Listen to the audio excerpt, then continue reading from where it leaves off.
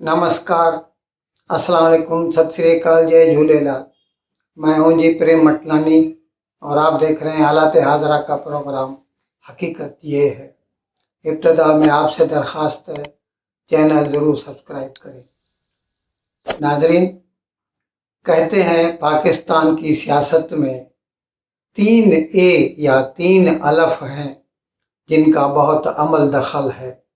एक तो ज़ाहिर है इस्लामी मुल्क है, इसीलिए अल्लाह है, और दूसरा है आर्मी, तीसरा है अमेरिका। अब जनाब इमरान खान ने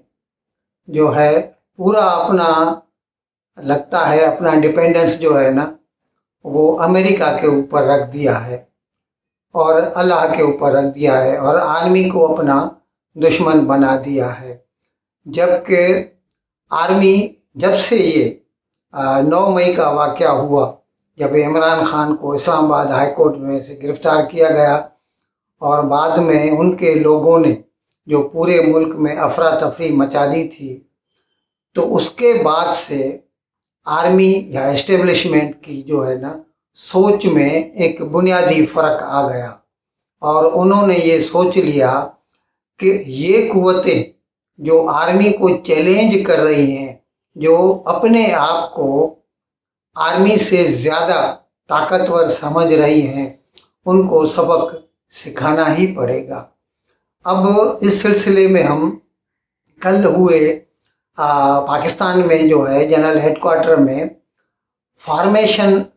कमांडर्स की कॉन्फ्रेंस हुई। अब जाहिर है उसमें कोर कमांडर भी थे, सभी बड़े बड़े अफसरान थे। उसकी सदारत तो जनरल आसिम मुनीर ने ही की थी। उसमें जो उन्होंने मतलब बाद में प्रेस रिलीज दिया है, उसमें उन्होंने ख़ास तौर पर इस बात का जिक्र किया है कि शुहदा की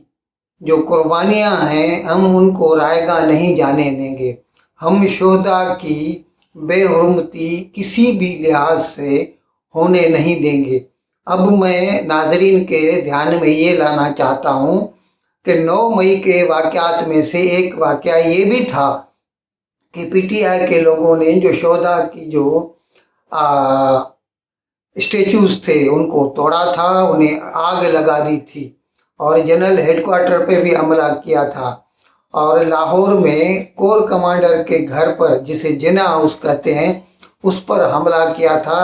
वहाँ पर मस्जिद को शहीद किया था, उसको आग लगा दी थी और कोर कमांडर के घर को भी आग लगा दी थी। तो अब ये जो कल इनका जो ये बयान आया है आर्मी का, कल ये जो बयान आया है आर्मी का कि हम शुहदा की बेहुरमती किसी भी लिहाज से होने नहीं देंगे, ये सीधा सीधा इशारा है कि 9 मई के जो वाक़या है उसके जो परपिट्रेटर्स हैं, उसके जो मुजरिम हैं और उनके सहूलतकार, यहाँ पर सीधी सीधी बात है कि जनाब इमरान खान की बात हो रही है कि उनको किसी भी लिहाज से बख्शा नहीं जाएगा और उनके ऊपर आर्मी एक्ट के तहत जो है मतलब को केस चलाया जाएगा। सिविलियन कोर्ट में ये केस नहीं चलेगा। एक बार अगर आर्मी एक्ट के ऊपर उनके ऊपर केस चला तो फिर तो हमें नहीं लगता कि इमरान खान को फांसी से कोई बचा सकता है। हाँ, ये अलग बात है, अभी इमरान खान को ये उम्मीद है कि फ़ौज में क्योंकि धड़े बन गए हैं और कुछ लोग, कुछ क्वार्टर्स ऐसे हैं फ़ौज में जो उसके लिए हमदर्दी रखते हैं और वो उसके लिए शायद बगावत कर दें, लेकिन ये हमें काबिल यकीन मफरूज़ा नहीं लगता। क्योंकि आप याद कीजिए जनाब 1999 की 12 और 13 अक्टूबर की बीच वाली रात, जब उस दिन जनरल परवेज़ मुशर्रफ जो उस वक़्त का चीफ ऑफ आर्मी स्टाफ था, वो कोलंबो गया हुआ था और उसके पीछे नवाज शरीफ जो कि उस वक़्त का वज़ीर आज़म था, उसने ISI के हेड को उसने आर्डर निकाला कि परवेज़ मुशर्रफ की डिनोटिफाई कर दिया था कि अभी वो चीफ ऑफ आर्मी स्टाफ नहीं रहा और मैं अपॉइंट करता हूँ ISI का जो हेड है اس کو نیا چیف آف آرمی اسٹاف. لیکن اس کے بعد جیسے ہی پرویز مشرف کو ادھر پتہ چلا اور وہ وہاں سے نکلا، تو دھیان میں رہے یہ ہسٹری ہے پاکستان کی، بھلے ہی وہ chief of army staff Pakistan میں نہیں تھا لیکن اس کے کور کمانڈر سبھی اس کے ساتھ وفاداریاں رکھتے تھے، اور ان لوگوں نے مل کر نواز شریف کو اریسٹ کیا، نواز شریف کو ہٹا دیا، اور ابھی تک پرویز مشرف پاکستان پہنچا بھی نہیں تھا کہ اس کی حکومت قائم ہو گئی. آدھی رات کے 2 بجے، اچھا وہ جس ہوائی جہاز میں آیا تھا اس کو کراچی کا جو ایئرپورٹ تھا وہ اترنے نہیں دے رہا تھا، تو اس وقت کے کراچی کے کور کمانڈر نے آ کے پستول رکھ دیا ایئر کنٹرول جو تھا کراچی کا کہ تمہیں اس جہاز کو نیچے اترنے دینا ہے، اور پھر everything is history we know it, کہ وہ تو پھر 99 سے لے کے 2008 کے شروع تک وہ تقریباً 9 سال اس نے حکومت کی پاکستان. تو یہ کہنا یا یہ امید رکھنا کہ آرمی میں بغاوت ہو جائے گی اور وہ عمران خان کے لیے جنرل عاصم منیر کے ساتھ بھڑ جائیں گے، ہمیں یہ مفروضہ سمجھیں یا تھیوری سمجھیں، اس کے اوپر بھروسہ کرنے کی کوئی امید نظر نہیں آتی. ناظرین، اس سلسلے میں ایک دوسری بات بھی ہے. ابھی کل کوئٹہ میں ایک وکیل تھا عبدالرزاق شر، بلوچ ہے، اس نے پہلے ہی کورٹ میں جو ہے جناب عمران خان کے خلاف درخواست دائر کی تھی کہ عمران خان کے اوپر سیڈیشن یا غداری کا کیس چلایا جائے. اب اس سلسلے میں سیدھا وہ عمران خان کا دشمن تھا. وہ کل جب دن کے وقت میں اپنی کار میں آ رہا تھا تو کچھ موٹر سائیکل سوار، 2 موٹر سائیکلوں پہ سوار تھے، دونوں نے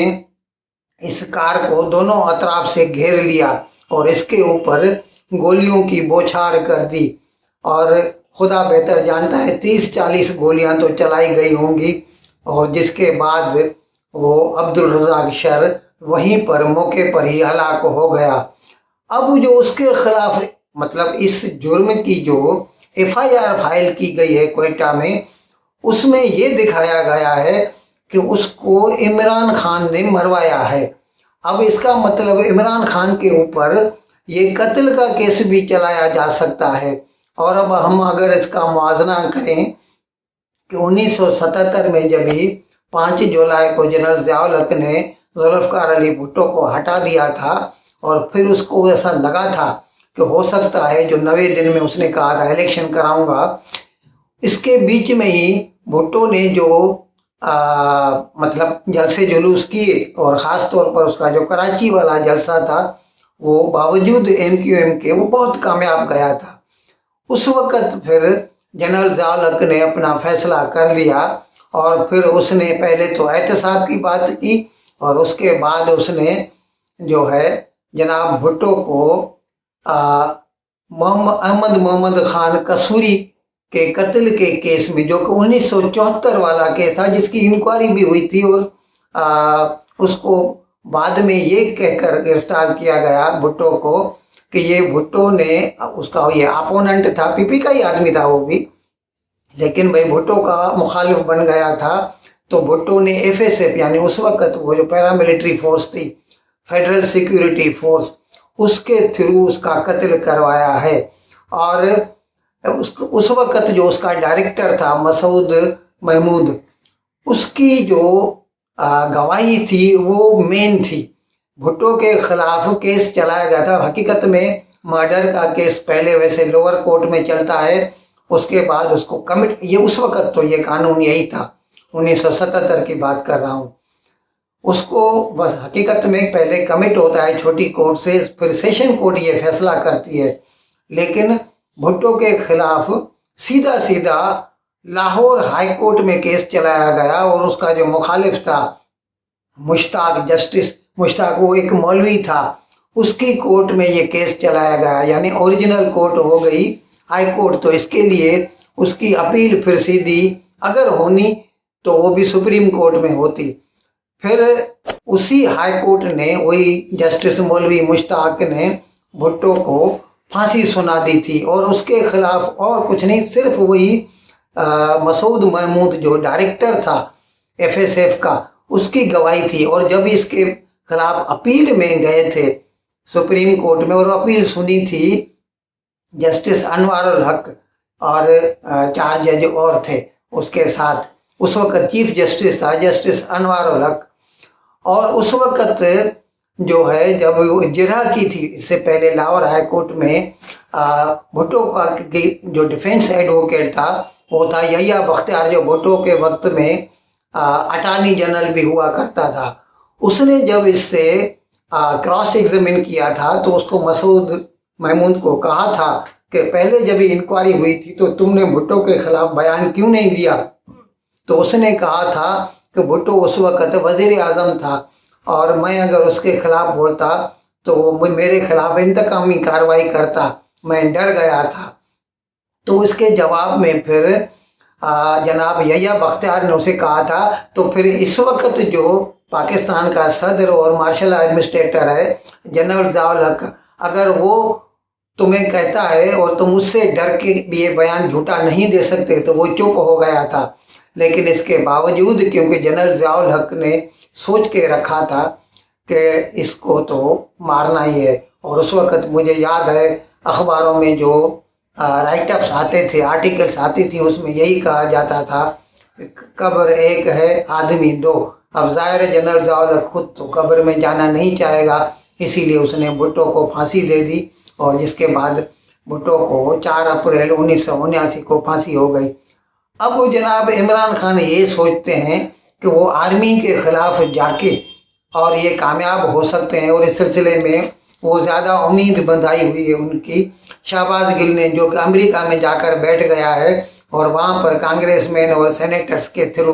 पाकिस्तानी सरकार को दरख्वास्त कर रहा है कि पाकिस्तान में ह्यूमन राइट्स की ये वायोलेशन हो रही है। हम आपको ये याद दिलाना चाहते हैं कि 1979 में भी जब भुट्टो की अपील रद्द हो गई थी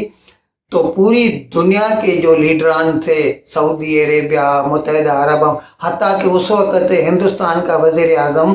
देसाई जो था उसने भी दरख्वास्त की थी पाकिस्तान से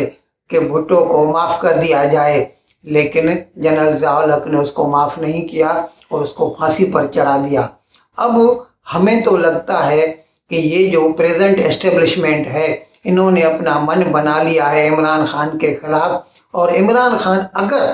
किसी तरह सऊदी अरेबिया का MBS अगर वो इंटरमीडियरी बनता है और उसको माफ़ी दिलवाता है तो वो भी तभी हो सकता है अगर इमरान खान पाकिस्तान छोड़कर चला जाए। लेकिन लगता है कि इमरान खान कन्फ्रंटेशन की पॉलिसी पर बज़िद है।